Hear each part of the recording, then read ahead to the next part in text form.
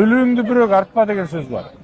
Mına bu şehirden bizdin erkindigimiz o şehirden çekerası bütün.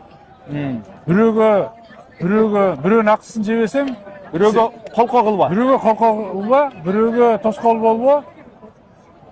Anan senin erkindigin başka büröğünün erkindigin çektey turup, çektep, je bolbosa büröğünü kemsintip, senin erkindigin, je senin erkindigin başka büröğünün erkindigine doğu getirip, şek keltirбесе bol. Ошол жерден senin erkindigin var da. Ошондо Men негизи бул бардык жерде эле бирдей деп ойлойм, универсалдуу. Кыргызда деле, Жапанда деле. Болгону ошо ким бул сөздү ким канчалык түшүнүп жашоодо ишке ашырып атат да. Кыргызда деле бар да ошол.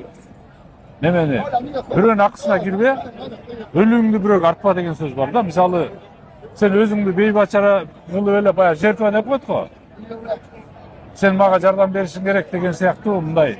Сен мага милдеттүүсүң дегендей да. Эч кимге милдеттүү эмес мисалычы. Ошондой жерден билишиң керек да. Мына менин чек арам ушул жерден, менин эркиндигим ушул жерден деп. ошондо Жапан коомунда өзүнүн укугуна караганда биринчи кезекте эл эмне дейт, коом эмне дейт, коомдун пикирин эске алышым керек деген нерсе биринчи турабы? Ал да бар Жапанда ооба. Эл эмне дейт деген бар, бирок эл эмне дейт дегенде мисалы, уят ай деп мындай Куру намыс. куру намыс эмес мындай. Жапанда мындай десем кандай десем, бул бизде деле бар, Жапанда эле эмес мындай. Бетти жоготуп коюу жаман нерсе да.